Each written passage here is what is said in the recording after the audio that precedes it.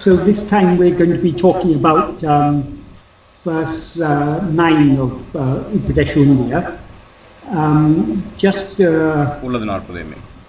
Sorry, Uḻḷadu Nāṛpadu, yes. Verse 9 of Uḻḷadu Nāṛpadu.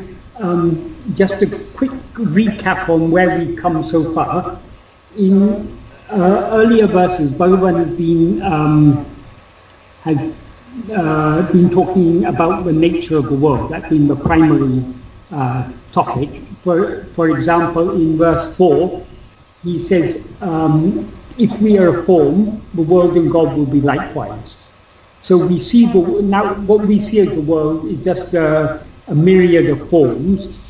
All these forms seem to exist because we seem to be a form. We take ourselves to be the form of this body, a material form, therefore we see a world of material forms. And it's with this form-bound mind of ours, we cannot adequately conceive a formless God. So even the idea God is formless is a concept, which is another form. So even God becomes a form when we see ourselves as a form. And then in verse, I think in verse 6 he says that the world is nothing but the sensory perceptions. There's no world other than the sensory perceptions, and since it's the one mind that sees the world, all these sensory perceptions, there's no world, is there a world other than the mind? And then in verse 7 he says that by though the world and the mind rise and subside or appear and disappear simultaneously or together, it is only by the mind that the world shines. In other words, the world is completely dependent on the mind. Mind is also dependent on the world, because the mind cannot rise without grasping a form as itself, and the form we grasp as ourselves is part of the world. So they're inseparable, but it's only by the mind that the world shines. That is, the mind is the subject, the world is the object. The mind is the knower, the world is what is known. So he's already been analyzing our experience in this way. In this verse 9, he begins to analyze our experience a bit more deeply. The world is made up of phenomena. Apart from phenomena, there's no such thing as a world. And all that we experience in our mind, all our feelings, our emotions, our concepts, memories, everything, they're all phenomena. Every phenomena has certain qualities, certain attributes that distinguish it from other phenomena. And every attribute or quality has an opposite. These opposites are called, these pairs of opposites are called dyads. Even if you take a quality like blue, if you ask what is the opposite of blue, well, not blue. So any color that isn't blue is the opposite of blue. So I mean the term dyads, or actually the term Bhagavan uses in Tamil is iraṭṭaigaḻ, which means pairs basically, but it refers to what in Sanskrit are called dvandvas.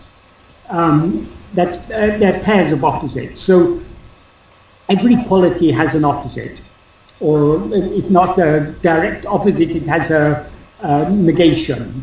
So these are all pairs of opposites. So we cannot conceive of a world without opposites. Some of the most important opposites are, firstly, knowledge and ignorance. Either we know something or we don't know it. Then there's good and bad. We make moral judgment. This is good, that is bad. or even if it's not in a moral context, we still say, I had a good day today, I had a bad day. We judge everything in terms of good and bad, whether from a moral perspective or in terms of whether it gives us pleasure or pain. So knowledge and ignorance, good and bad, birth and death, we're all born and one day we know we're going to die. Sukha dukkha, happiness and misery, we all experience a mixture. Sometimes we're a little bit more happy, sometimes we're a little bit more sad, sometimes we experience intense sadness, sometimes life looks all rosy, everything seems fine and we feel great joy. These are all pairs of opposites. And we feel we are, because we are limited, because we experience ourselves as a limited body, a mind, we feel we are bound within limitation. We are bound within this material world. So we are aware of bondage or limitation, and we naturally want to be free of all limitation. So we look for the freedom from limitation is what is called freedom from limitation is what's called liberation. So we've got bandha moksha, the bondage and liberation. It's another pair of opposites. So we can go on analysing. There are so many pairs of opposites that we can discuss, but they all come under dyads. In subsequent verses, Bhagavan will talk a lot about one of the most important dyads, which is knowledge and ignorance. And later on he also talks about bondage and liberation. In the real state, when we are liberated, liberation is beyond liberation, because liberation seems to exist only so long as there's bondage.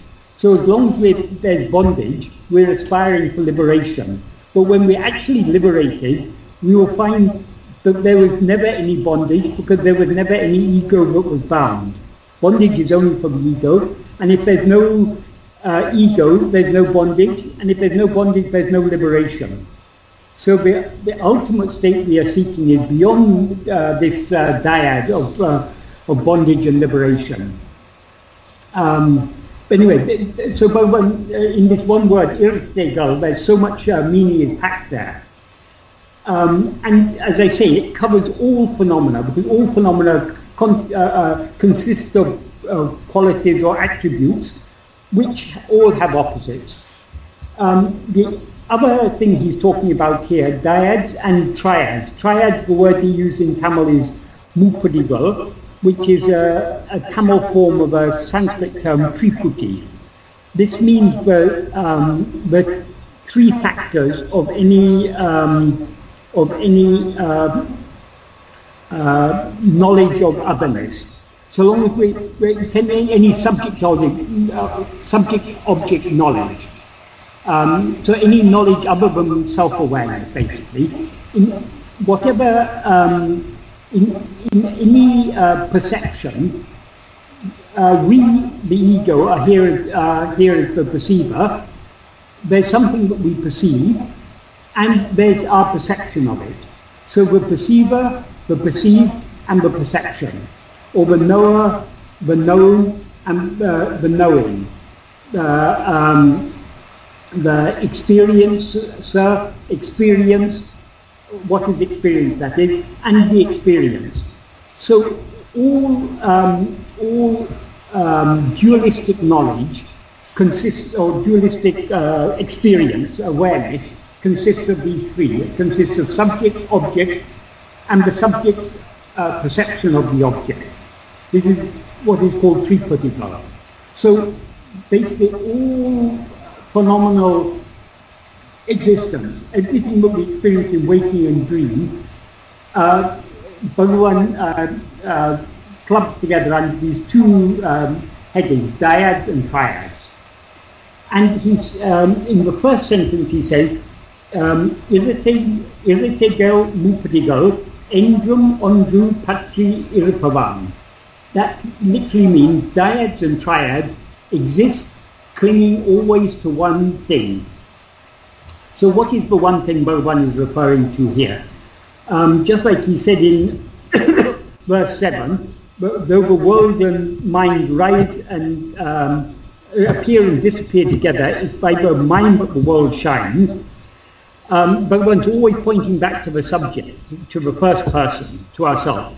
So the one thing he's referring to here is the first person, the subject, namely the ego, in whose view alone all these dyads and triads seem to exist. In sleep, we don't experience ourselves as this ego, and therefore we're not aware of any pairs of opposites, nor are we aware of any of these three factors. There's the knower, the knowing, and the known. All that exists in sleep is just pure self-awareness. And in self-awareness, there's no opposite of self-awareness, because we can be aware or not aware of things other than ourselves, but we can never not be aware of ourselves, because awareness is our very nature. So there is no there is no opposite of pure self-awareness. So that doesn't come under iraṭṭaigaḻ. And because it's pure self-awareness, it's not aware of anything other than itself. So there's no subject, object, or perceiver, perceived and perception. That also isn't there. So Bhagavan is constantly indicating that the one thing that is real is our own self-awareness, and that is what we really are. Other things come and go. The ego appears in waking and dream, and along with the ego it always attaches itself to a body, and so we experience ourselves as a mind and we perceive a world. All these things, they come together and go together. The root of them all is the ego. So what Bhagavan, though he doesn't name the ego here, he's referring to the ego. When this word he uses oṇḍṟu. Oṇḍṟu simply means one. One as a noun. It's a noun that means one. So one thing. So dyads and triads exist by clinging always to one thing. But they never exist without the ego there to experience them. Because they all exist only in the ego's perception, in the ego's view. In the Kalivemba version of Uḷḷadu Nāṛpadu, that's when Bhagavan linked all the 42 verses, that's the 2 Mangalam verses and the 40 verses of the text, when he linked them all together into one verse, he added link words, and the link he added between verse 8 and 9, he added just one word, ḻeṇḍṟumai. Vin means sky, and mai means like the English suffix nest.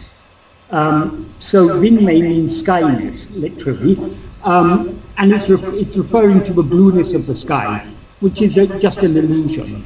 We look at the sky, it looks blue, but actually there's no, there is no sky there. It is just empty space we're looking at. Well, we're looking through a little bit of atmosphere, and then we're looking out into empty space. If we weren't within the Earth's atmosphere, we would see just blackness all around, except objects that on which light falls, and then we would see them illumined. But the space it cannot be illumined. It's because of the way the sun is refracted through the atmosphere of the Earth that it gives the appearance of a blue sky. So the blueness of the sky is an illusion. It's an illusory appearance.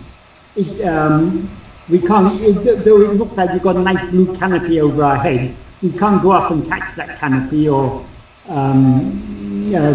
disassemble it or anything. It's just an illusion. We can never reach it.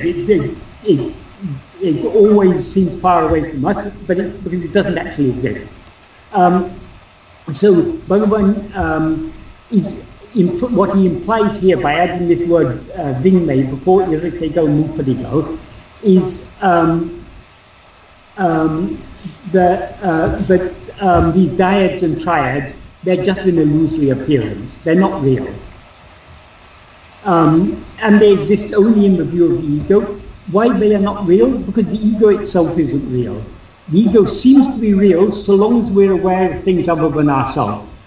But if we investigate what this ego is, if we investigate keenly enough, Bhagavan says it will disappear.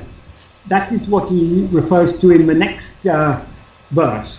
He says, the next sentence of this verse. In the next sentence he says, a-vv-oṇḍṛu karuttiṉ-uḻ kaṇḍāl kaṛalum avai. A-vv-oṇḍṛu means that one. Edu, what that one is. eṉṭṛu karuttiṉ-uḻ kaṇḍāl. If one looks within the mind or sees within the mind what that one is, well, I mean, the natural way we'd say it in English, if one looks within the mind to see what that one is, kaṛalumavai, they will cease to exist, is what is implied by kaṛalum. More literally it means they will slip off, they will run away, they will disappear. So these dyads and triads, they seem to exist only so long as we look outwards. When we look within to see what we ourselves actually are, who am I who sees all these dyads and triads, they cease to exist. Why? Because the ego in whose view they seem to exist, itself disappears. Why, as Bhagavan says later in verse 25, Tedinal otum pidikam. If we seek it, it takes flight. Why does it take flight? Because it doesn't actually exist. If we see if we mistake a rope to be a snake, and we look at it, we look very carefully at that snake to see what type of snake it is, whether it's a poisonous snake or not so poisonous snake. If we look at it very closely, what happens to the snake? It disappears. Why does it disappear? Because it was never there in the first place. And what remains? Only the rope. Likewise, if we look very closely at ourselves, this ego, to see what we actually are, we won't find any ego. There's no ego, because the ego seems to exist only so long as it's looking at other things. So the ego will disappear, and what remains is the pure self-awareness that we actually are. So when the ego disappears, everything else disappears. All these things, all this dyads and triads, all multiplicity, all otherness, seems to exist only in the view of the ego. When the ego disappears, everything disappears. And truly speaking, it's only, since the ego appears only in its own view, it doesn't actually disappear, because the experience of jnana is not, oh, I've got rid of this mind, I've annihilated the mind. The experience of jnana is that there never was a mind at all, there never was an ego at all. But there's not even the idea there never was an ego.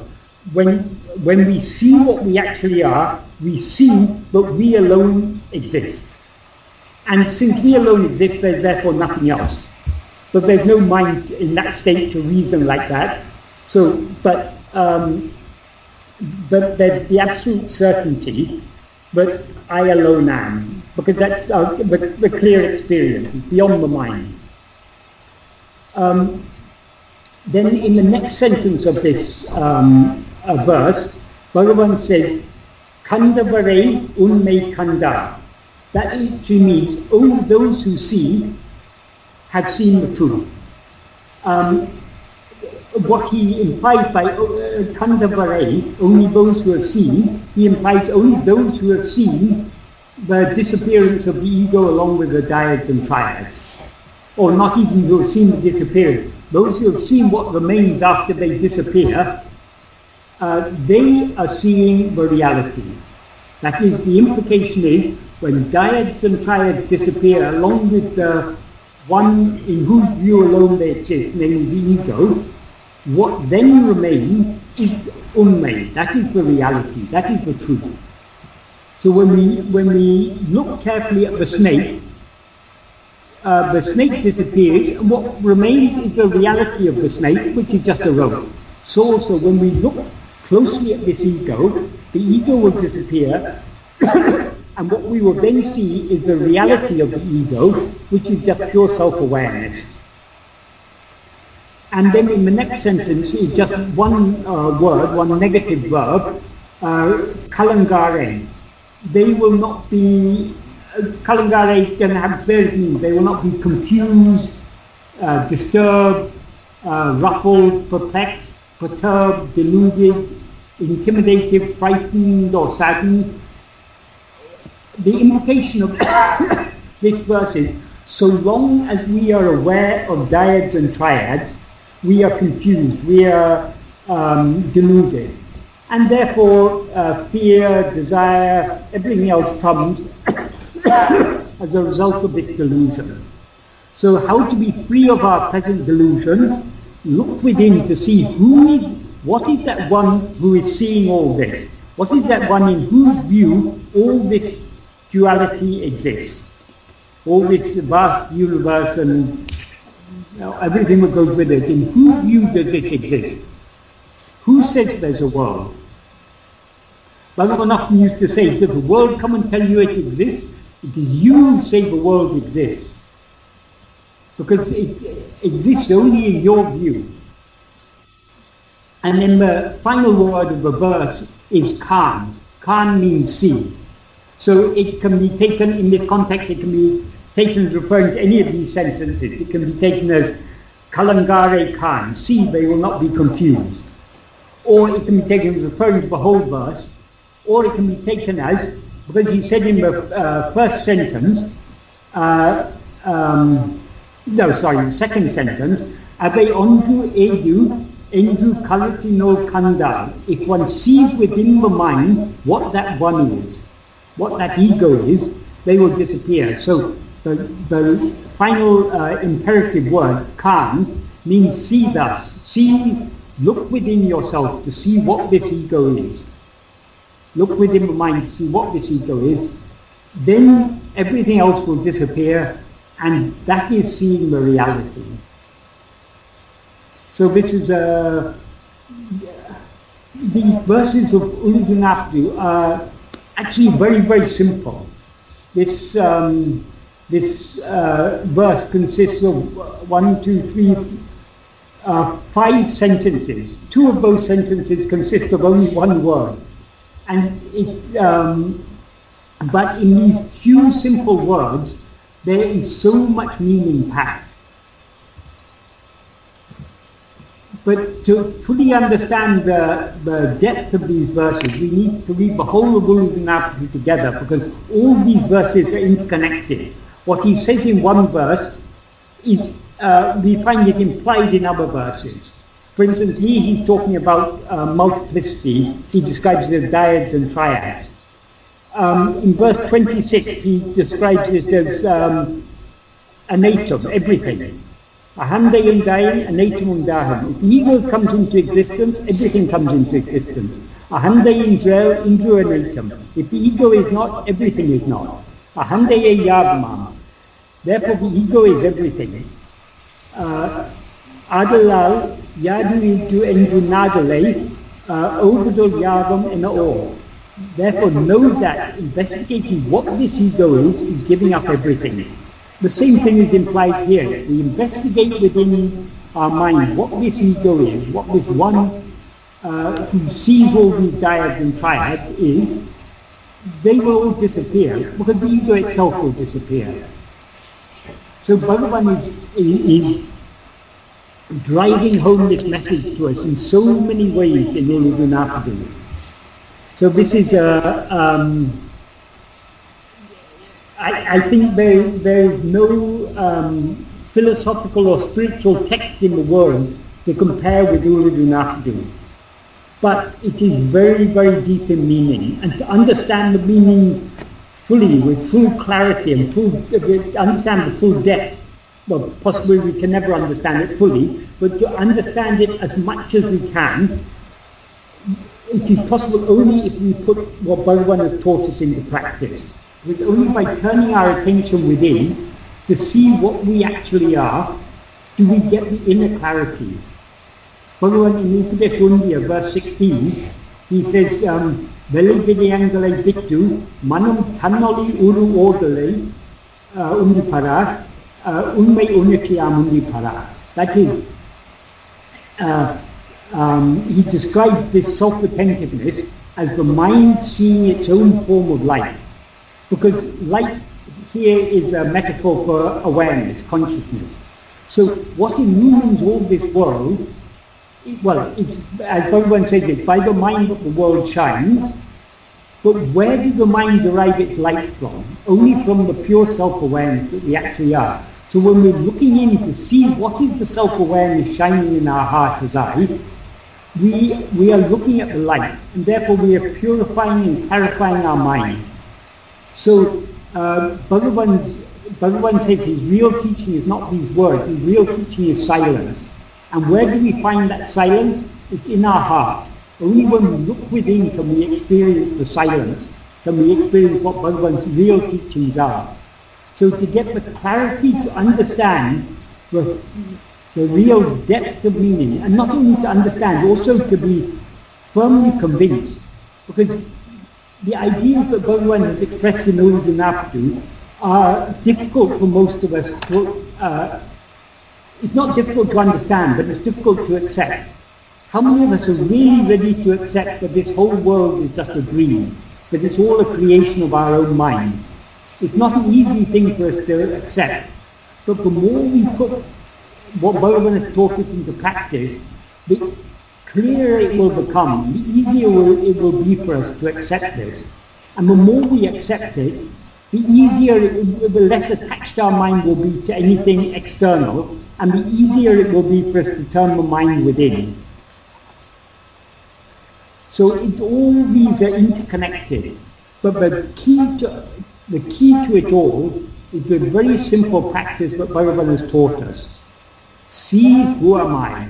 See what you actually are. Look within yourself. Who is it who rises to see all these other things? In whose view do all these things appear? That way Bhagavan is constantly turning our attention back towards ourselves. Because it's only by investigating what we are that we can surrender ourselves, that is, surrender our full self, the ego, and thereby know what we actually are. So Bhagavan's teachings are very, very simple, very, very clear, but we have to be willing to accept them. And in order to be willing to accept them, we have to be ready to let go of all our old ideas.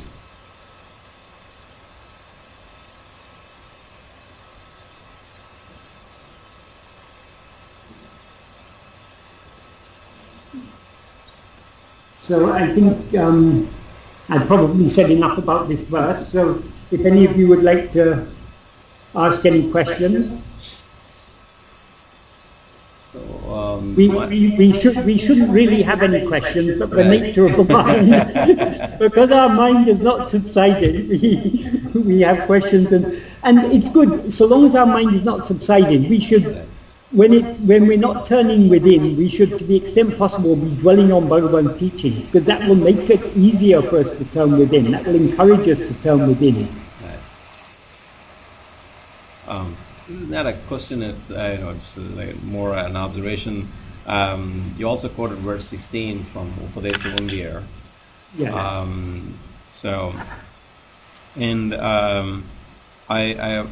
It brought to my memory a recent comment on that verse, which you had written in the paramount importance of self-attention, one of those articles in Mountain Path recently. Yeah. And in that, there was one sentence that really struck me. And he said, you had quoted Sadhu Yeah. Swamiyal. In that verse, the velividayangala vittu, meaning leaving aside external phenomena, is actually the secondary clause. Yes. And as manam tan olivuru ordal, meaning mind looking at its own light or own nature, is actually the primary clause. Yes. And that is so important, and then Yeah. I think that's also is reflected in this verse of Uڵḷadu Nāṛpadu, because people always focus on, oh, I'm still seeing the diet, I'm still seeing the triad, what am I going to do, what am I going to do? But Yeah. Bhagavan is giving a solution here. If you keep on going that way, you're never going to get it. Yes, You yes. just turn inwards and just look at your own Yes. life. So that is the primary thing to do. That's the main But- thing. So Bhagavan sometimes used to compare other means of getting rid of mind to someone trying to bury their own shadow. right. A man didn't like his shadow following him around all day, so he dug a deep pit, and he was happy when he saw his shadow at the bottom of the pit. So he quickly started filling in the pit. But that shadow started climbing out as quickly as he could fill the pit. Right. So he could never bury his own shadow. Trying to get rid of the mind in any way other than turning within and seeing what is the root of the mind. The root of the mind is just a bundle of thoughts, as Bhagavan says. But of all these thoughts, the primary thought, the root thought, is the first thought called I. That thought called I is the ego. It's only in the view of the ego that all other thoughts arise. So long as the ego is there, other thoughts will continue coming. We cannot get rid of all the thoughts. Give us so many trouble, all misery, everything it's all thoughts ultimately. According to Bhagavan, the whole world is nothing but thoughts. But how to get rid of these thoughts? We cannot push them away from us any more than we can bury our own shadow. The only way is to turn. Why the shadow follows us? Because we're looking at it. Instead of looking at the shadow, turn back towards the light. So instead of looking at the world, which is just our shadow, we should turn back within to see the light. Not only the world is our shadow, even all the thoughts that arise in our mind, all the hopes and the fears and the memories and the expectations, all these things, they're all our shadow. What is the light which is casting the shadow? I mean, what is the light that causes the shadow to appear? If we want to see that light, we have to turn within, look within ourselves. And as you say, that verse of Upadeshundya, that's a very, very important verse. When Bhagavan says, Veli videngale vittu. Veli videngale means external phenomena. Veli vishaya. Vishaya is a Sanskrit word. It means phenomena. In Tamil it becomes videya. But according to Bhagavan, all phenomena are external to ourselves. People think if they're meditating on some mental image of God, for example, they think that is introversion. But that is not introversion. Anything other than ourselves is external to ourselves. So Veli Videngale, it covers all phenomena, includes all phenomena. So Veli Videngale Vittu, leaving all phenomena. But that is an adverbial clause. The main clause is manam tan oli uru ordale, whereas vittu is a participle, ordale is a verbal noun.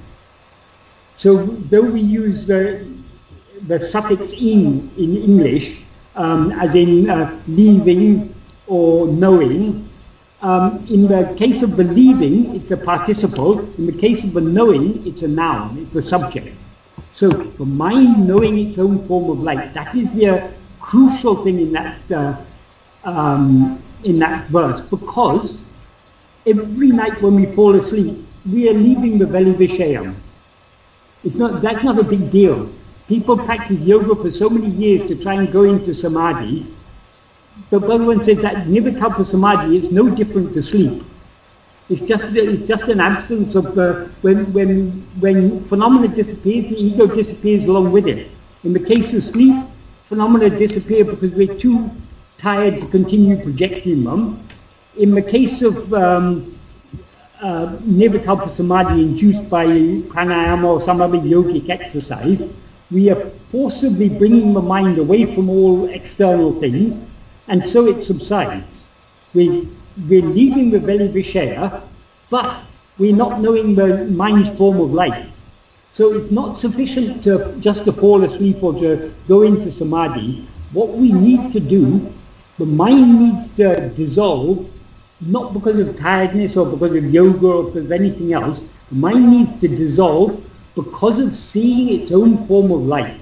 That alone is true knowledge, uṇmai, true, real awareness. Awareness of the world is not real awareness. Awareness of ourself, pure self-awareness, that alone is real awareness.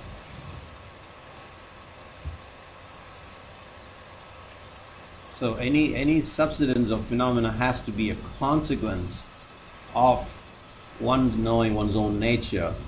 Yes, and you know, even if you that alone will destroy the mind. Exactly. In sleep, what we experience is pure self-awareness.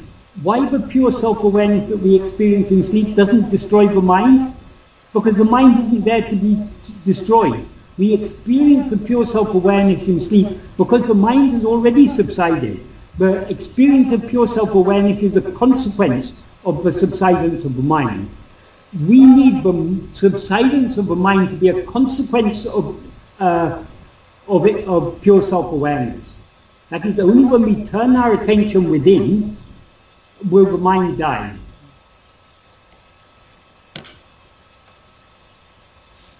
Any questions? That is what Bhagavan implies in verse 14 of Upadesha when he says, avai vidakave.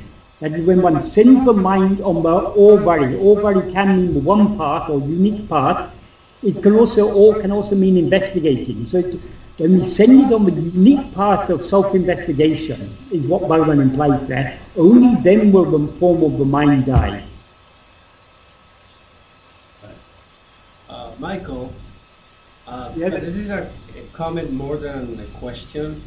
That yes. It appears to me that this verse explains why Bhagavan kept silent, and also describes the nature of any kind of communication.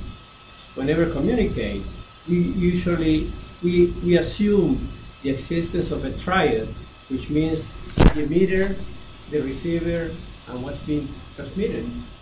Yes. And when we talk, we do it. When we send an email, we do it. When we can send a radio signal, it's the same thing.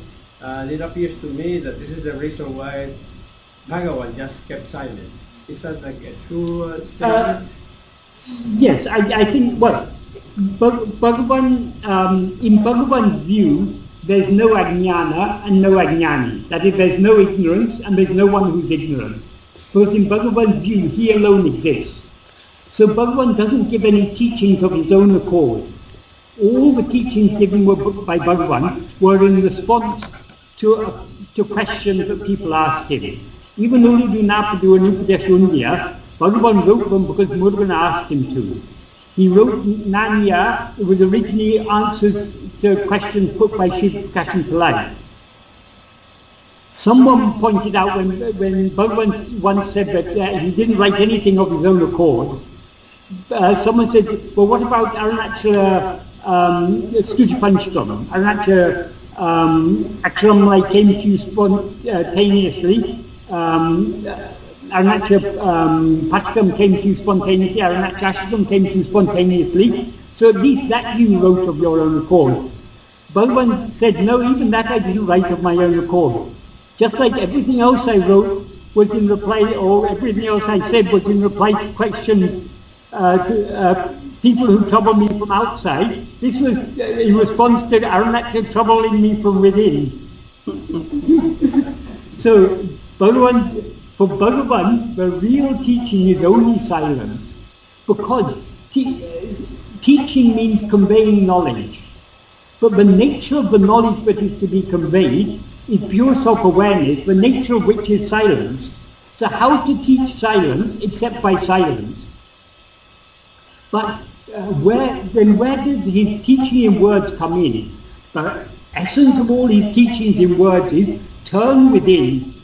As he says in one verse in ṛeyuṇmai, in verse 44, Tirumbi aham dene dinamaha kankan teriyum jnana aranatra. Turning back within daily see yourself with the inner eye, it will be known. So if we want to experience silence, we have to turn within.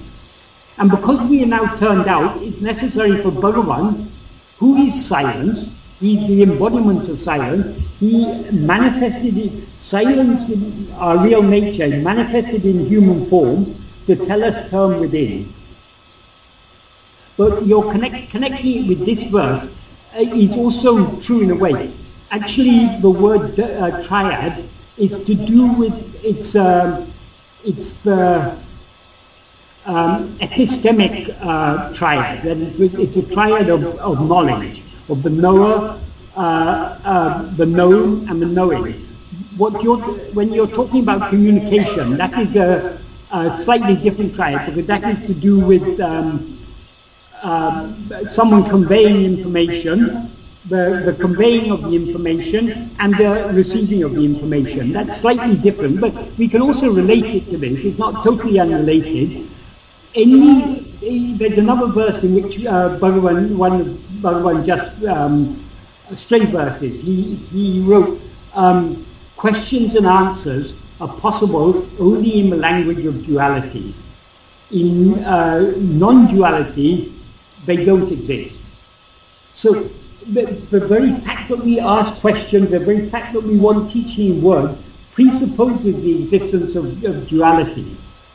But to see beyond duality, the only way to go beyond duality, to see what lies beyond duality, is to look within. Who am I who see all this duality? In whose view do all these things appear? Thank you. So what you say is I mean, you're pointing in the right direction. Yes, Bhagavan is constantly reminding us that his real teaching is silence, and if we want to imbibe that silence, we have to turn within. Thank you. Yeah, go ahead. Yeah, go ahead. So you mentioned turning inward, right? As much as we can. So Yes. normally we see that,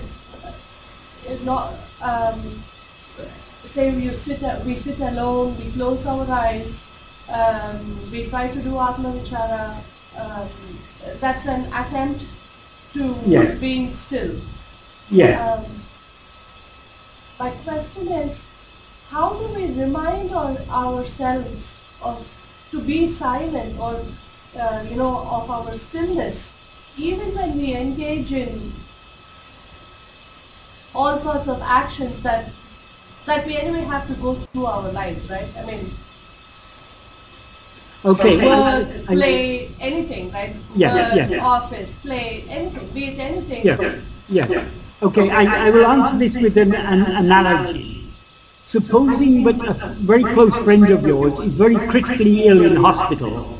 They may have had an accident, or they may have some very serious illness or something. They're critically ill in hospital.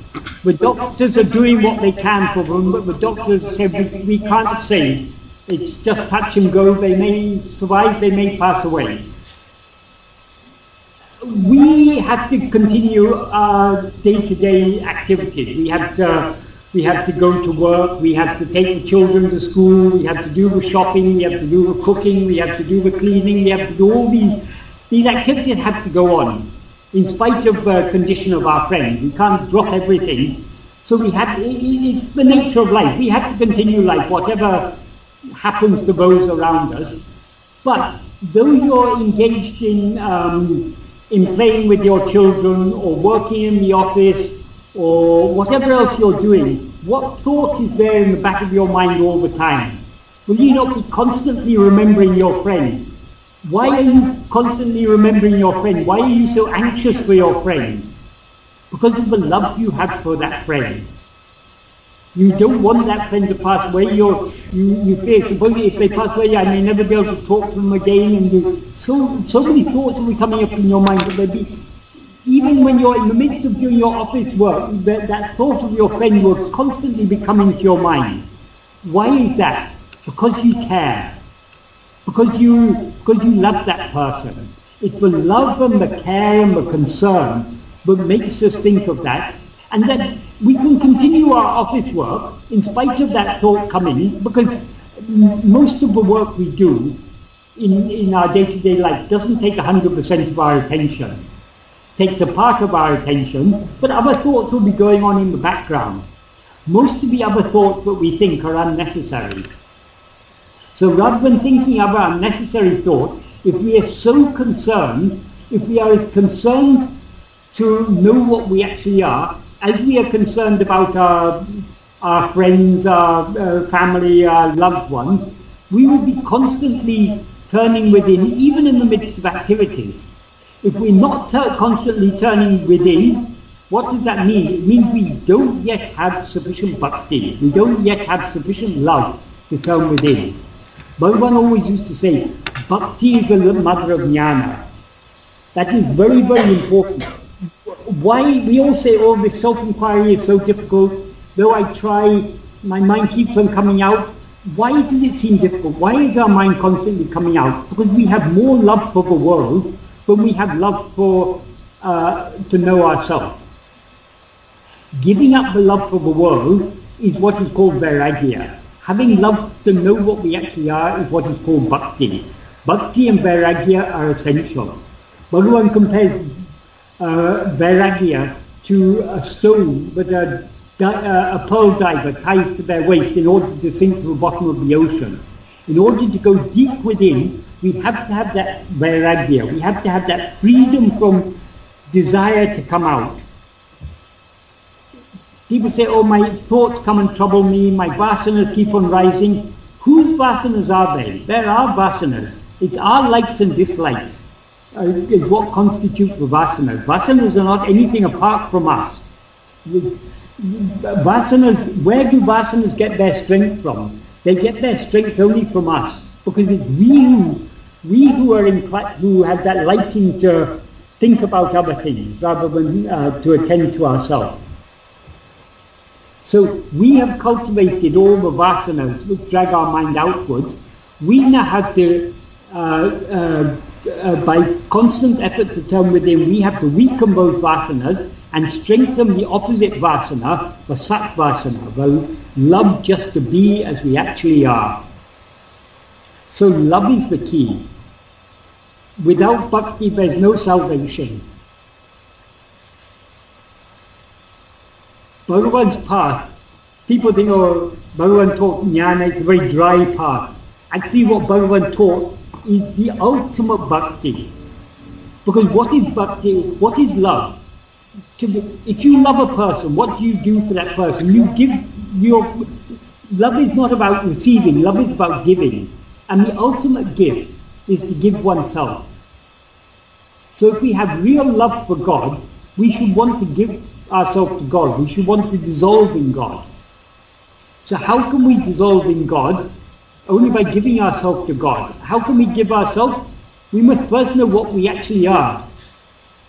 See whether there's anything to give first.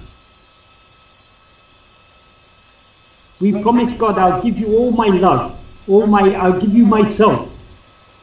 And God laughs at us, where's that self that you're going to give me? He's not going to be deluded by our false offer, because he knows there's no self for us to give. But in order for us to know there's no self to give, there's no ego self, we must look within and see the non-existent, see that we alone exist and that there never was any ego. That is surrendering ourselves to God.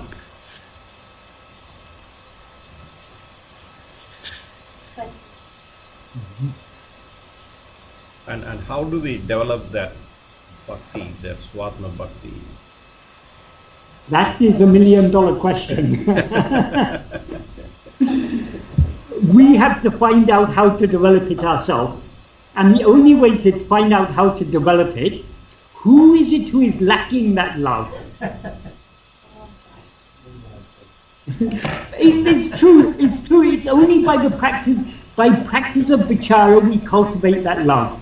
Right, exactly. So it just comes back.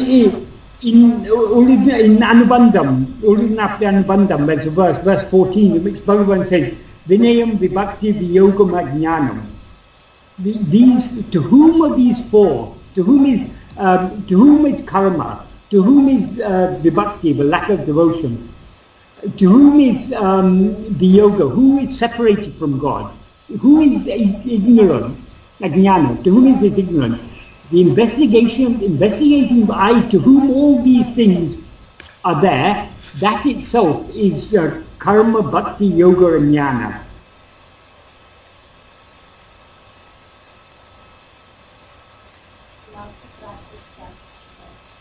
Right. Sorry, I didn't catch that. She says love So to you're practice. basically saying practice to love, love to practice. Practice Exactly. Exactly. How do we learn to ride a bicycle? You can read volumes and volumes of books about balancing, about how bicycles work and everything. You cannot learn to bicycle until you actually get on a bicycle, fall, get up again, fall, get up again, and slowly you learn how to balance. It's exactly the same with this.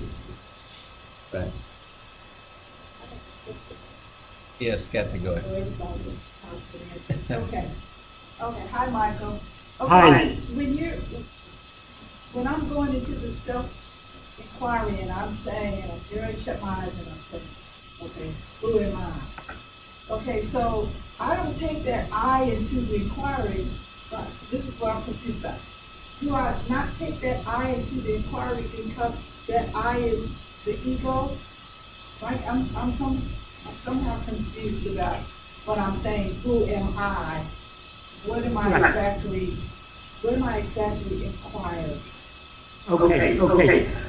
Well, firstly, it's, the question is intended to turn our mind within. Just asking the question is not the self-inquiry. What vichara means, it means, the trouble with the English word inquire has two meanings in English. It can mean investigate and it can mean to ask questions. The word vichara, Bhagavan uses it in the sense of investigation. So we're investigating who we are. The question, who am I, is to turn our attention back towards ourselves. But the actual inquiry is attending to ourselves. What is it we're investigating? Now we are aware of ourselves as a person. I'm aware of myself, I am Michael. So who is it who is aware of itself? Or what is it that is aware of itself as Michael? Michael is not what I actually am, because I'm only aware of Michael in waking and dream. In sleep, Michael disappears. Michael didn't exist 70 years ago before I was born, and he's certainly not going to exist 70 years hence.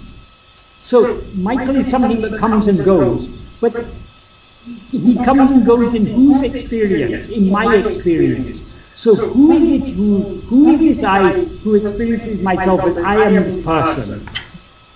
So that the I that experiences itself as a person is not what we actually are, it is the ego. But the ego, what is it that appears as this ego? The ego is a mixed form of self-awareness. Now there's our fundamental self-awareness, I am, but this self-awareness is mixed with awareness of other things, it's mixed with awareness of this body. So the ego is the mixed awareness, I am this body. The pure awareness, I am, is what we actually are. So Bhagavan said, when you investigate the source of the ego, you're investigating the essential chit aspect, that is the essential awareness aspect, the essential consciousness aspect, the I am portion of this compound feeling, I am this body, I am Michael, sorry, I don't know your name, but you can replace your name for Michael. Kathy. So who is it who thinks, who is it who is aware of itself as this person? What is it? So we're not looking for an answering word, but no answering word can be adequate. We're looking within, we're investigating, we're trying to see what we actually are. When we start off, when we see a rope and we mistake it to be a snake, we want to find out what variety of snake it is, so we look at it very carefully. If it's not a poisonous snake, then we can step over it and continue our journey. So we go as close as we have courage to. We go close to it and have a look. And when we look at it closely enough, we see, oh, it's just a rope. So we started investigating the snake, but we end up with the rope. So we start our investigation with the ego, because that's what we now we experience ourselves as the ego. What other self can we investigate? We can't investigate Brahman. Brahman is just for this ego, Brahman is just an idea. Though Brahman is what we actually are, Brahman is the pure infinite self-awareness. It's just an idea for us now, because now what we experience, now I am Michael. That is my experience of myself. So in order to separate myself from Michael, I have to look within. What is this I who rises to say I am Michael, who rises to experience itself as I am Michael?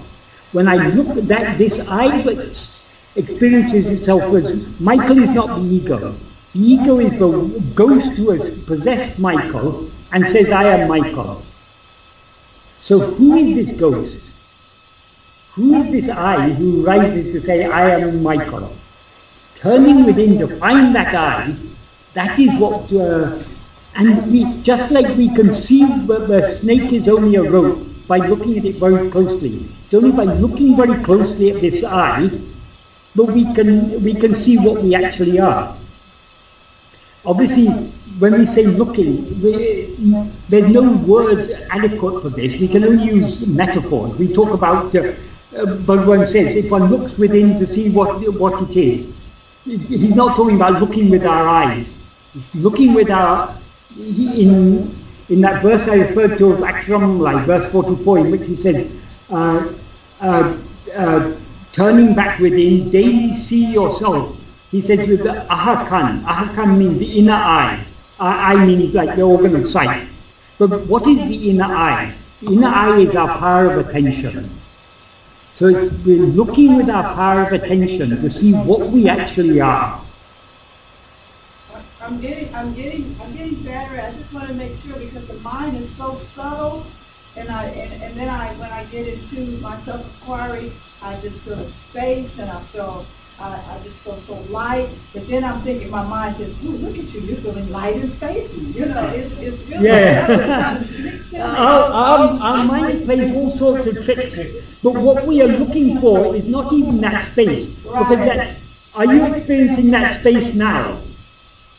So what we are looking for is what is constant. So people say, oh, in my meditation I sat for half an hour without any thoughts, I was blissful. That is not the purpose of our meditation. Our meditation is not to see what comes and goes. It's to see what is permanently there. So we have to go beyond even the thoughtlessness. I So think that I'm is headed all. there, and then that's what happens. You know, and I know. Yeah. So I'm just trying to figure out. Well, I'm not trying to figure out anything. I'm just seeing what's happening. I'm seeing what you're saying. What's coming and going, and I know that to get beyond that, but something is holding me up. I don't know what. Yes. Okay. I get it. There's a nice story told by Ramakrishna Paramahamsa, which illustrates this very well. That is, there was a poor woodcutter. Every day he would go to the edge of the forest, he would cut some dead wood, and he would take it and sell it as firewood. And every day he made just enough money, by working 12, 14 hours a day, he made just enough money to feed himself and his family. So he was very, very poor. One day when he was chopping firewood on the edge of the forest, a sadhu passed by, and the sadhu asked, "Why are you chopping this? Go inside, and you'll find more valuable wood there." So he went a little further into the forest, and he found some very nice tree, and he cut down the tree and he sold it, and for the first time in his life he made a profit. At the end of the day, he had a few rupees surplus. So he was very happy with this. So every day he went a little far, he went into the forest as far as he'd gone on the first day, and he was slowly, he was saving up a few rupees a day, And he was thinking, oh, one day I'll be able to buy myself a cow or something, that will make my life easier. He was having some ambition. So he thought, oh, I'll be able to get my daughter married, I'll be able to marry her to a shopkeeper instead of to a labourer, something like that. He had some ambition in his mind. A few months later, when he was chopping the wood in the forest, the sergeant came past again and said, why did you stop here? Go deeper within. And so he went deeper within, and then he found there were sandalwood trees. So he started cutting the sandalwood, and then he was making a lot of money. So he was very, very happy. But a few months later, the sergeant came and said, why do you stop with these sandalwood trees? Go deeper within. And then he found silver mine. And then the sergeant came back again and told him, go deeper within. Then he found a gold mine. Then the sergeant later, a few months later, he came back and told him, go deeper within. Then he found the diamond mine. So also, we should never stop on this path. We will stop when the ego stops. But so long as we are there to follow the path, we have to go deeper and deeper within until we lose ourselves. Then we reach our destination. But so long as we're coming out, we haven't lost ourselves, so we have to go deeper within. So, Michael, when you're digging deeper within, to take an analogy, sometimes you need to get frustrated and maybe you start a new hole, because this hole is not yielding oil or gold or whatever. Yes, but it's a bit, it's slightly different in this path, because obviously, I mean, any analogy is a fairly cannot capture the subtlety of what we're dealing with. But how we go deeper within, the more we practice, the more clarity we get, and the more love we get, and that is how we go deeper within. The more we have love to know ourselves, the more we'll attend to ourselves. The more we attend to ourselves, the more clarity we get. The more clarity we get, the more love we get, the easier it is for us to go within. So it's not like just digging in one place and finding, okay, the silver mine is empty, I have to go somewhere else.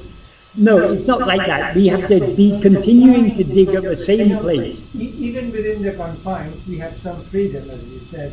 Either we have the bhakti or well, we don't really have freedom. Well, we have limited freedom. But if we want to follow this path, there is only one way, and that is turning ever deeper within, ever turning more and more back towards ourselves alone. But even then, you can think about the presence as a real sat aspect rather than chit aspect. The sat aspect is the chit aspect, the chit aspect is the sat aspect. They're not two different things. To our people who have not progressed to that point of unification, sometimes you could say there are subtle differences in your mind between saying that I am... But in whose mind are there these subtle differences? We forget about chit, leave them to take care of themselves. Okay. What you have to take care of is yourself. Who are you? Of course, what you actually are is sat and chit. But if we start thinking of these words and thinking of the difference between the words, we are missing the point. Sat chit is you. Your real nature is Sat Chit Ananda. So how do you experience Sat Chit Ananda? Not by thinking about Sat Chit Ananda, but by thinking about yourself, by attending to yourself, by investigating yourself. Yeah, the trick is to come back to the akhanda aspect. Well, no, not even the akhanda aspect. Come back to the I aspect. I aspect. Because all you know is I. You don't know akhanda. You don't know Sat Chit Ananda. All you know is I. That is sufficient. The Bhagavan, another analogy Bhagavan sometimes used to give is a dog following the master's scent. We don't know where the master is. We are the dog, and Bhagavan is our master. We don't know where he is, but we know his scent is this I, this awareness I is the scent. If we want to find Bhagavan, we have to follow this scent. What is this I? By following this I scent diligently, we'll reach the source from which this scent has come. That source is Bhagavan. That source is our real nature. So that is why Bhagavan always emphasizes, who am I? What is this I? Where does it come from? Thank you. He wants us to constantly focus our attention only on ourselves, not on anything else. Think, like before Bhagavan came along, people used to think that if you meditate, I am Brahman, or I am Satchitananda, or I am the infinite space, or but you can get that. You can't, because all those are just ideas. Aham Brahmasmi is an idea. So long as we're an ego, we are not experiencing ourselves as Brahman. So it's just an idea for us to say I am Brahman. By meditating on an idea, we're not going to experience ourselves as Brahman. If we want to experience ourselves as Brahman, we have to meditate on ourself alone. The idea I am Brahman comes and goes. We can't always be thinking it. We lose it in sleep. And we didn't know, before we studied some Vedanta, we didn't know that we are Brahman. So it's just an idea, something that has come and will go. But who is it who has this idea, I am Brahman? Who is it who wants to know what is Sat or know what is Chit or to experience the Akhanda aspect? Who am I? That's why Bhagavan said, you don't have to worry about Brahman. Just investigate this ego, that is sufficient. Because why Brahma Jivaikya? There's no Brahman other than this ego. Okay, that sounds strange to say that, but there is no rope other than the snake. It's like saying that. What that means is not saying that the rope is a snake, but what we see as a snake is the rope. And there's no other rope other than that. So what we now see as the ego is Brahman.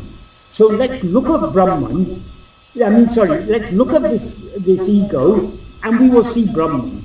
There's no other way to see Brahman except by looking at this ego. Because the ego is what we now seem to be. If we look at what we seem to be, we will see what we actually are.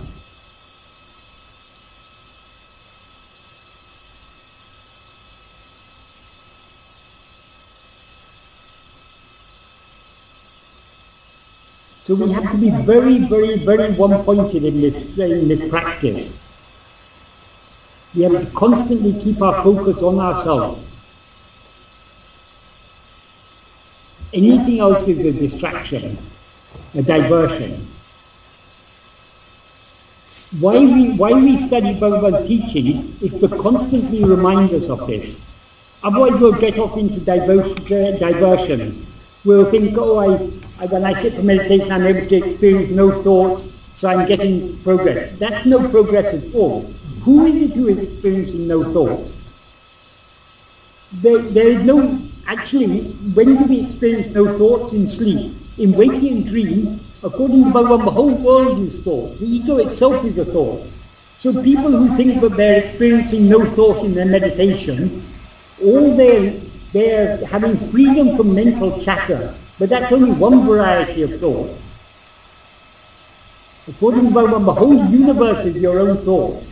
It's all a mental projection. So to be free of the root of all these thoughts, the root of this whole world is this ego. So it's only by investigating this ego, the root thought, that we can get rid of all other thoughts. Because this root thought is not real. But unlike all other thoughts, this root thought has an element of reality. That is the awareness. No other thought is aware of itself. Only I am aware of myself. And I'm aware of other things now, it seems to be. So who is this I who's aware of all these things?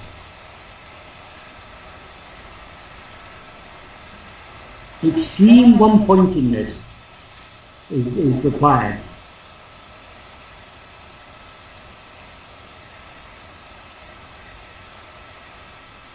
So when I come out... That's why in Upadeśasaram, in verse 14 of the Sanskrit version, Bhagavan used the word ekachintana. People think that, oh, that's thought of anyone. When Bhagavan talks of ekachintana, he's talking of the one. The one is the ego. Who is this ego? That is ekachintana. That's what Bhagavan calls Atma-chintana also. Thinking of ourselves, attending to ourselves, not to anything else. Yeah, so, sorry, you were just asking. Kathy, go ahead. Yeah. Kumar said something that was very interesting when we first started, before you came on, and he was saying that, and you correct me if I'm wrong, that even knowing that you all exist out from me, we're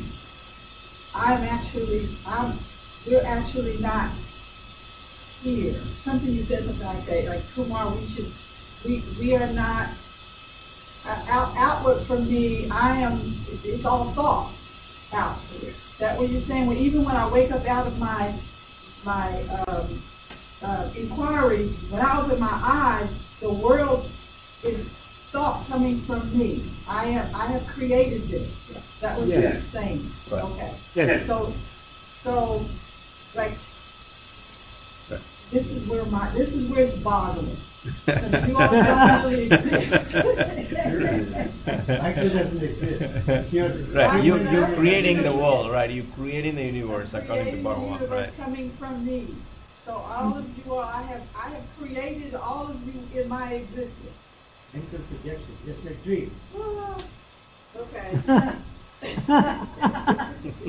It's just a romantic way of saying it. Right. I know words don't express it, and you can't really express it in these words that limit me, but in essence. If we are honest with ourselves, what Bhagavan has taught us is not easy for us to accept. For us to accept that all this is a dream, all the history, all the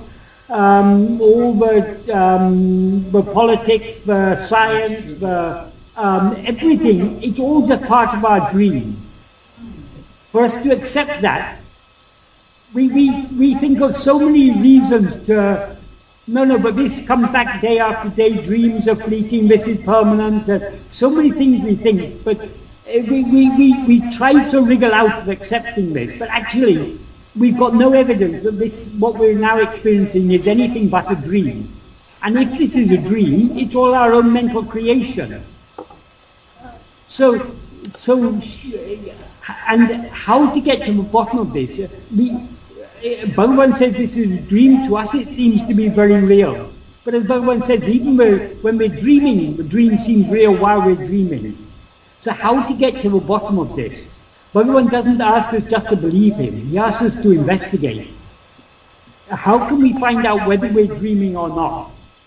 First we need to investigate ourselves. Because if we're dreaming, who is dreaming? It's we who are dreaming.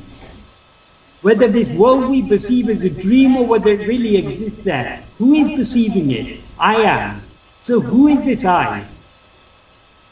Only by getting to the bottom of this I. If we don't know what color glasses we are wearing, we cannot judge the color of other things. So we need to know who is the seer before we can know the truth of what is seen.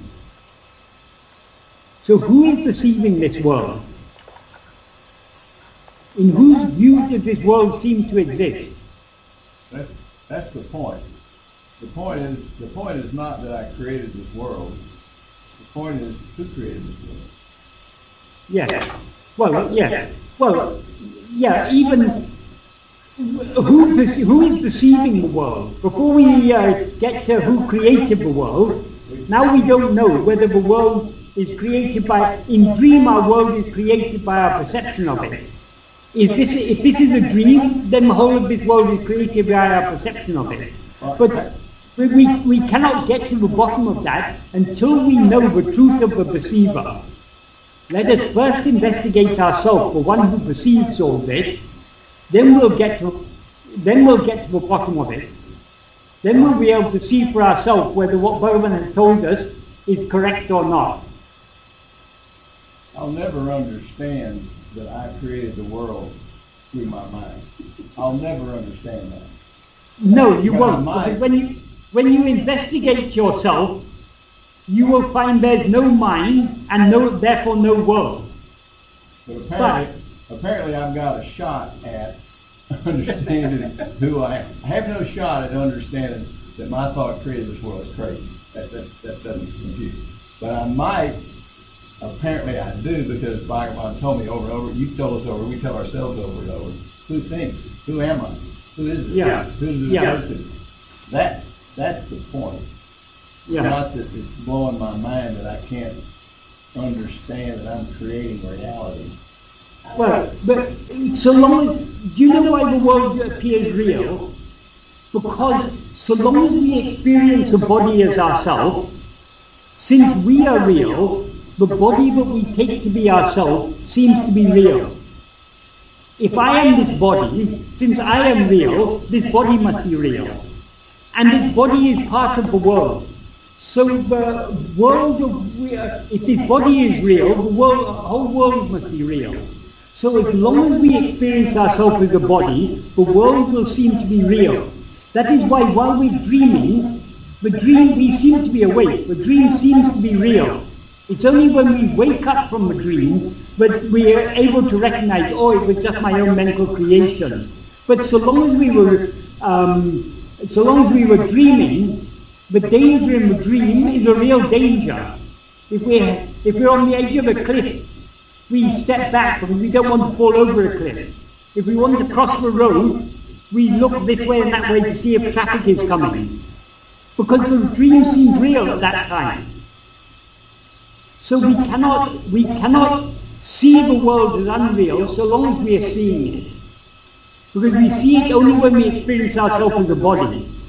And when we experience ourselves as a body, the body seems real and hence the whole world seems real. But what is the solution to all this? The solution to all this is to investigate, who am I? Who am I who sees this world? Who am I who doubts whether this world is real or whether it exists independent of my perception of it or it doesn't exist independent of my perception of it? So Michael, in a dream, you have a dream body and you wake up in cold sweat. Somehow the dream body has transferred its sweat, and which is what makes this body so stable compared to the dream body. Well, Bhagavan says the reason for that is the speed with which we switch our identification from one body to another. So, but why should we think that this body is any more real? Now, because we're in this present state, this body seems more real than the body in dream. But while we're dreaming, that body seems perfectly real. In dreams, sometimes we meet people who we know have passed away many years before. But when we meet them in the dream is more real than the memory that they passed away. So we think, oh, maybe they didn't actually pass away, or somehow we reconcile our mind to it, because we cannot. The person is standing there in front of us, talking to us. How can we say that you're dead, you're not real? It seems so real to us. So we believe our present perception more than our memory. The memory is there, this person has died, but now the person is there in front of me, then the person can't be dead, but now here talking to me. The difficulty in accepting that the world that we now perceive is unreal, right? It's only a mental projection. It's only like the dream that I had last night is also because of the confusion. Well, see, I see everything here. This is a dream to me. But Kumar also has the same dream. You don't know. Everybody has the same dream. So if I hear of some news, see, I see somebody, but see, he also sees somebody. The fact that somebody else has this has the same perception as I gives a false sense of reality to what I perceive too. Exactly. But exactly the same thing happens in dream. when we're dreaming, we see so many people, and they're all perceiving the same world we're perceiving, aren't they? Well, yeah, I haven't gone. I don't know what the other person is. While you're dreaming, you're assuming all the other people. Supposing you have a dream, and suddenly you find you forgot to put your clothes on, and you're in the middle of the street naked. Won't you be embarrassed? All these people are looking at you. Oh my goodness, I've got to get dressed this morning, and everyone's looking at me. We'll feel embarrassed, won't we? Because we think those people who are seeing us are real people. Because there are a lot of people Yeah. in the dream. So they are seeing the same thing as you. You're projected. Everything is out there. But there is something. Well, the real difference is the consistency in the dream. This dream, the one we're living right now, is so consistent that we think it is real compared with the sleep dream. But this Bhagavan used to say, all these arguments are because you're viewing the dream from the perspective of this waking state. While you're actually dreaming, the dream seems to be waking state. If we were having this discussion in your dream last night, you'll make exactly the same. You'll say, see, this waking state is so consistent, but dreams are just fleeting. And also, another thing about dreams, not all dreams are of the same quality. There are some dreams, we wake up from some dreams, and it takes a little time to adjust back to this present state, because that dream seems so real. But there are other dreams which are very fleeting, insubstantial. Bhagavan said, it depends on how attached you are to the body. In some dreams where everything seems to be unstable, one minute you're in Houston, next minute you're in London, next minute you're in Tiruvannamalai, those sort of dreams, and you're talking to someone, and a dear friend of yours, and then suddenly it's someone you knew many years ago. I mean, people are changing their identity. These sort of dreams don't usually last very long, and they're unstable because we are not strongly attached to the body. So the dream is not solid. Whereas in some dreams, including this dream, we are so strongly attached to the body, but the whole thing seems more real. But even this difference, when we're having one of those fleeting dreams, at that time, it seems real to us while it's happening. So we can't, there's no,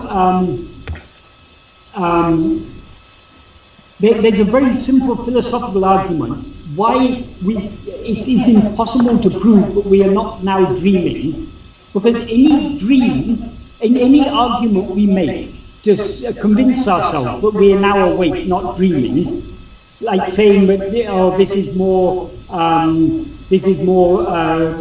permanent, it's more stable, it's more consistent. We can say so many things, but all these arguments are assuming that we are not now dreaming.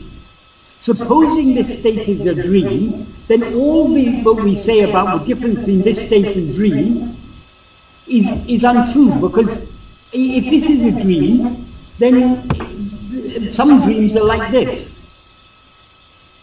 Do you understand that point? We have, in order to argue that waking is different from dream, we have to assume that waking is different from dream as a premise of our argument. That is what is called in philosophy begging the question or arguing in a circle.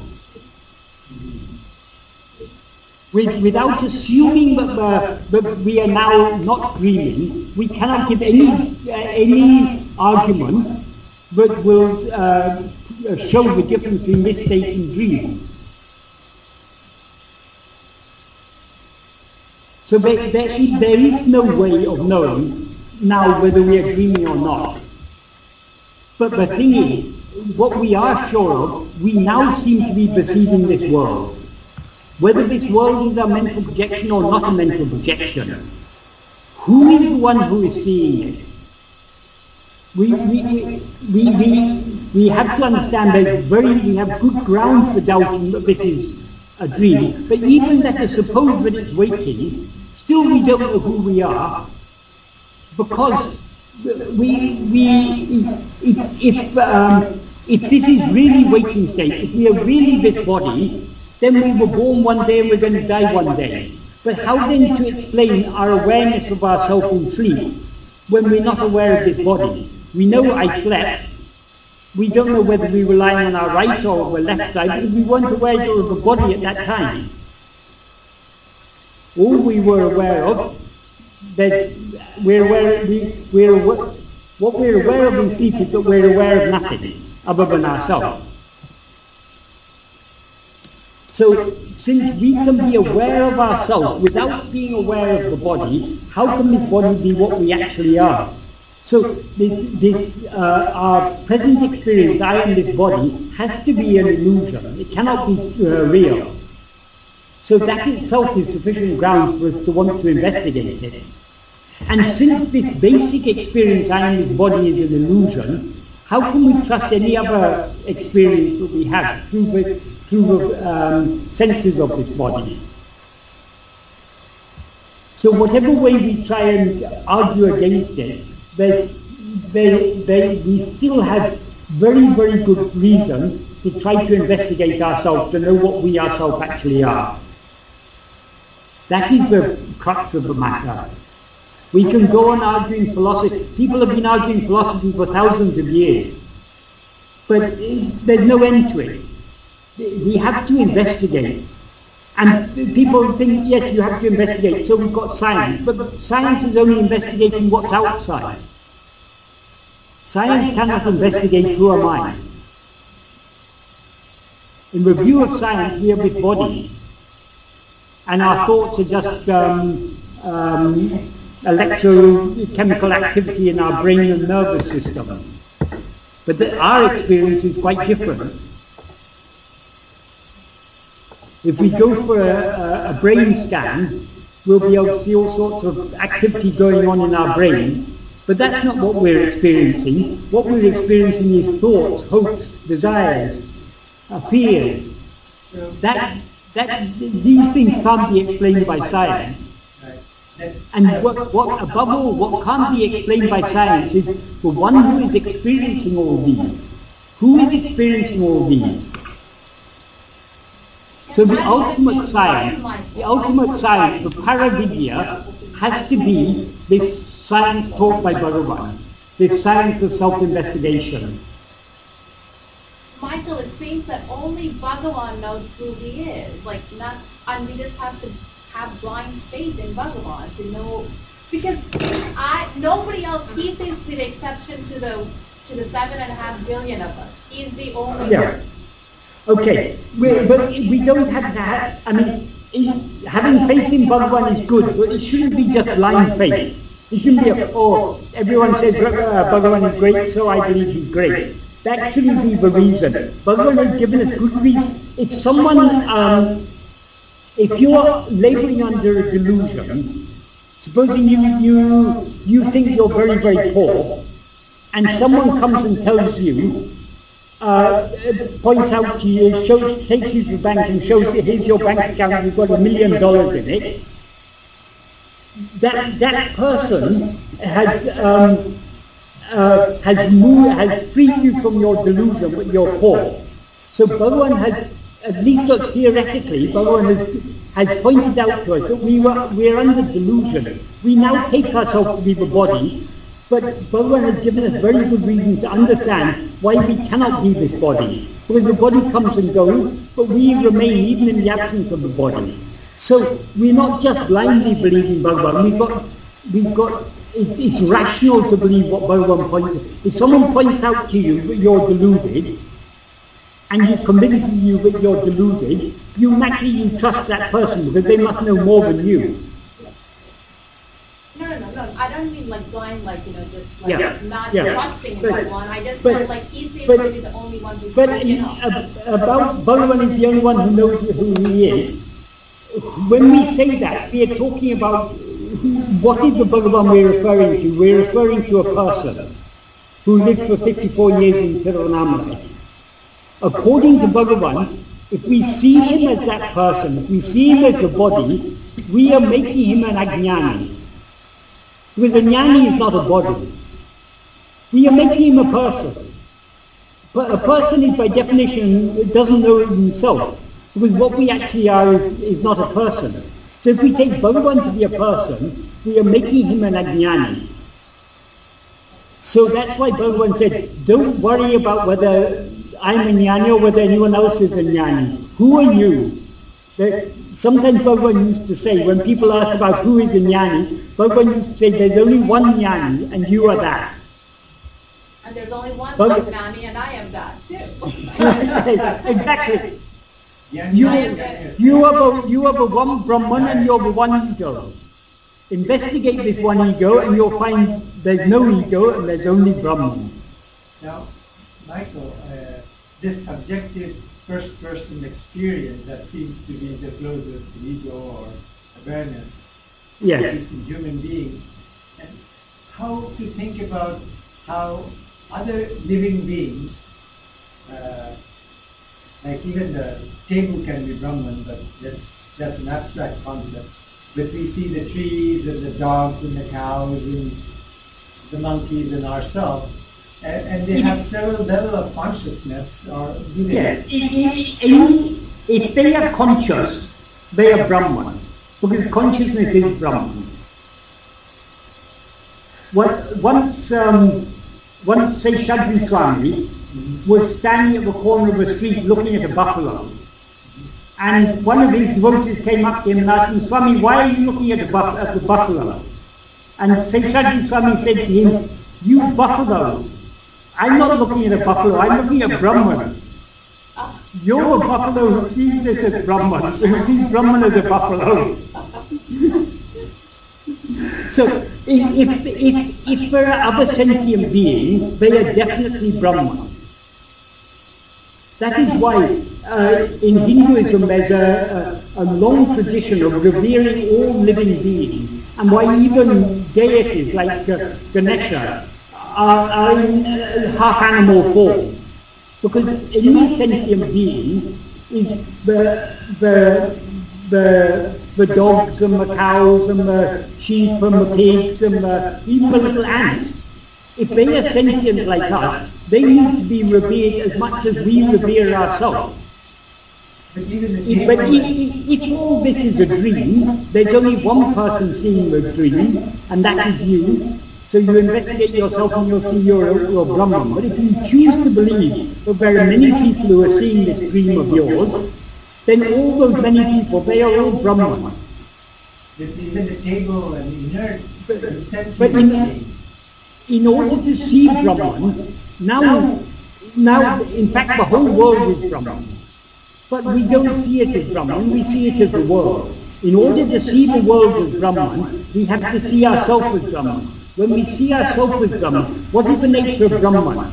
Anadi, Bhagavan describes in verse 27 of 28 of Upadeshundya. Anadi, Ananta, Akhanda, Satchidananda. So it's Anadi means beginningless. Ananta means endless or limitless or infinite. Akhanda means undivided. So when we see the world of names and forms, it's not infinite, it's not beginningless, it's not undivided. So we cannot see the world as Brahman so long as we're seeing it as the world. When we see it as Brahman, we'll be seeing only Brahman. We can't believe that the rope is a snake and at the same time believe it's a rope. Either it's a rope or it's a snake. If you see it as a rope, you don't see it as a snake. If you see it as a snake, you don't see it as a rope.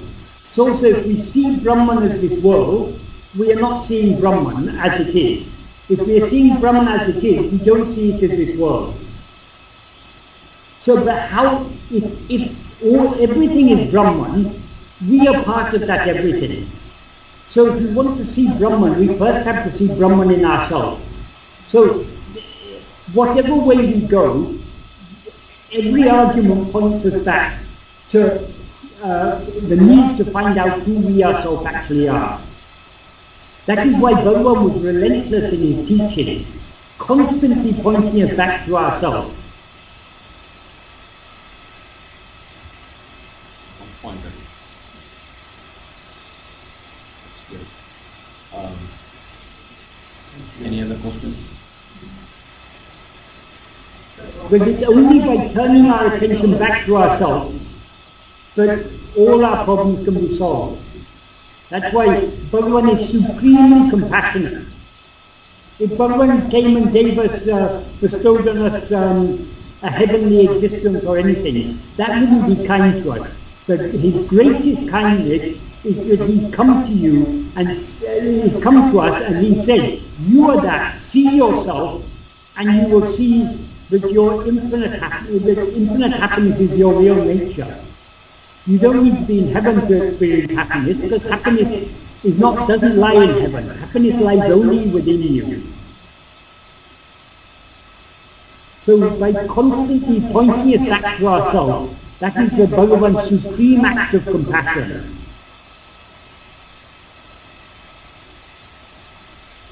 And if we want to express gratitude for what Bhagavan has given us, we should follow what he has shown us.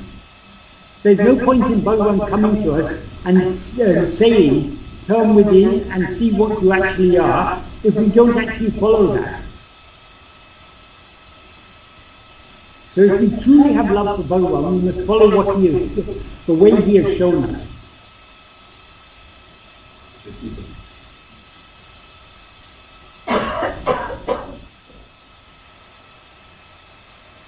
So the key is the laser focus, one-pointedness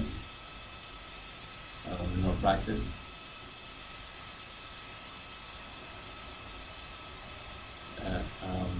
Also, this one of the verses from Aksharamana came to my mind, and Bhargavi was asking, how can I increase my focus, and you said, it's allow. What is the relationship of that with the verse 101 of Aksharamana? Anva karittiṉ-uḻ says. Yes. Melt. Love is our real nature, and love is what, and Bhagavan is a-vv-oṇḍṟu, he's the very form of love. So, like ice melts in water, me as love in you the form of love. Atma-vichara.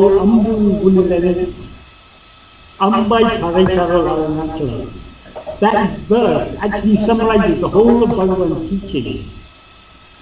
By taking ourselves to be the body, we have become like ice. We're still the same water, but we've become solidified. So by turning within, we must melt with love for Bhagavan.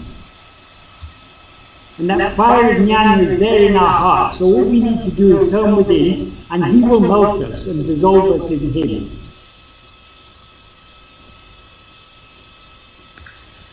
That love is the key. Every day I wake up and it's just like asking, why am I not having that kind of love? When am I going to develop it? Love is our very nature. Don't we desire so many things? That desire is just a distorted form of love. Because we see ourselves as many, we have likes for some things and dislikes for other things. The things that seem to give us happiness, we have likes for them. The things that seem to give us misery, we have dislike for them. But in all these likes and dislikes, it's all a distortion of the pure love that we actually are. And the pleasure and pain we get from things, that's also a distortion of the pure infinite happiness that we actually are. So the key to everything is turning back within and seeing what we ourselves actually are. But all the Bhagavan teachings are pointing only at that. The whole purpose of Uḻḷadu Nāṛpadu, Bhagavan is, in so many verses, he's saying the same thing again and again in different ways. But all pointing us back to who is the one. Dyads and triads, we come back to where we started from. Dyads and triads exist by always clinging to one, the ego. And if one investigates what that one is, investigate within the mind what that one is, if one sees within the mind what that one is, they cease to exist.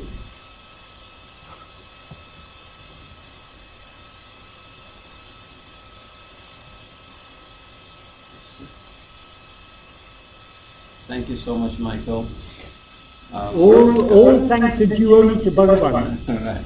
Who am I? I'm just repeating what I've learned, the little I've learned from Bhagavan, what little I've been able to grasp of the great treasure he's given us. Thank you, Bhagavan. Right, that sounds good. That sounds good. Thank you, Bhagavan. Even his bringing us together to talk about these things, this is also his grace. Because he knows that our minds are going outwards, so at least bringing people together to talk about my teaching, then slowly they'll become willing to turn within.